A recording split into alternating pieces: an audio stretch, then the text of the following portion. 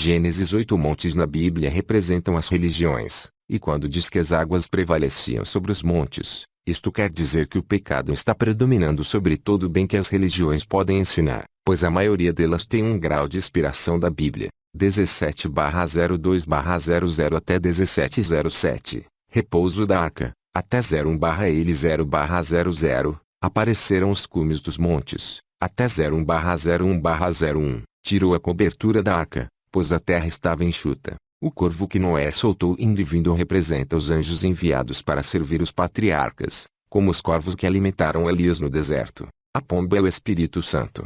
A que voltou para ele porque não encontrou repouso para o seu pé representa o Espírito Santo antes do dia de Pentecostes que visitava os homens para os usar, mas não morava neles. O Espírito Santo não estava disponível para todos, como hoje no tempo da graça, mas somente para os escolhidos para uma obra específica.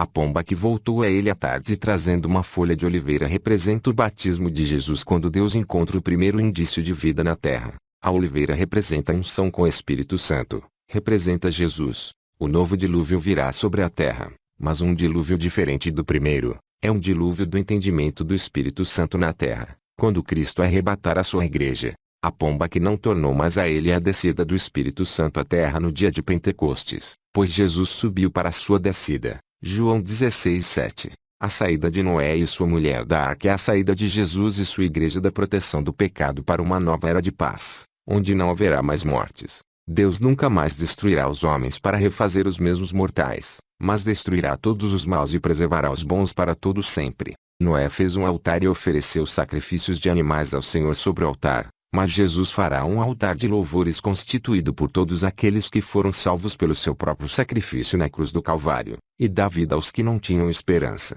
Tem um versículo que Paulo diz que desta vez Deus não moverá mais a terra, mas o próprio céu. Gênesis 9. O sangue do pacto com Noé que Deus requer de todos os seres vivos representa o entendimento das parábolas sagradas dos sonhos inspirados por Cristo, pois o entendimento e seu compartilhamento ao mundo é a única condição de alcançar a vida eterna. A arca representa também a nós. Aquilo que parecia não ter valor num lugar seco, numa outra dimensão, foi a única que se adaptou, igual ao santo homem no mundo de pecados. Mas quando vier a destruição estará preparado. Quem é de Deus, como a arca, não tem brechas para entrar a água do pecado em sua vida. Dentro da arca só entrou o que tinha valor, o que tinha que viver para que o mundo continuasse a existir eternamente. E dentro de nós também devemos preservar o que é eterno, ou seja, os bons sentimentos, que faz o reino crescer ao invés de apodrecer. O que adianta cuidar do corpo e esquecer da alma? Deus só faz pactos com os justos, mas antes ele precisa destruir o mal do homem.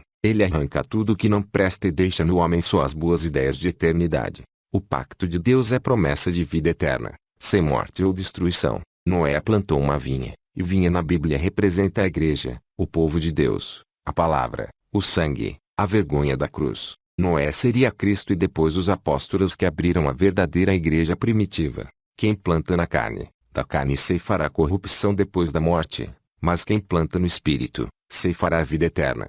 Para alguém se embebedar tem que ter muitas uvas. É sinal que sua vinha tinha muitas uvas, era frutífera.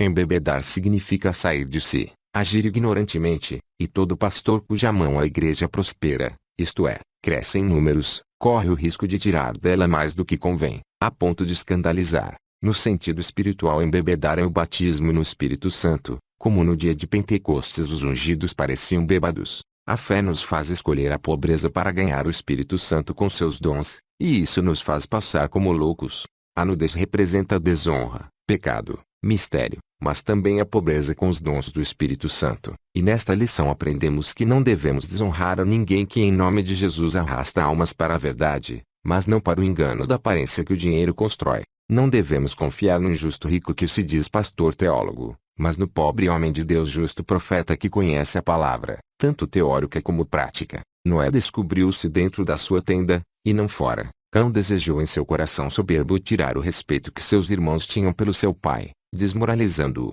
Ninguém deve criticar os homens de Deus que fazem a obra na sua pobreza, mas na unção do Espírito Santo. Os falsos profetas ridicularizam os homens de Deus que fazem a obra de Deus com justiça social e busca pelos dons do Espírito Santo para não perder as suas ovelhas e consequentemente os seus lucros.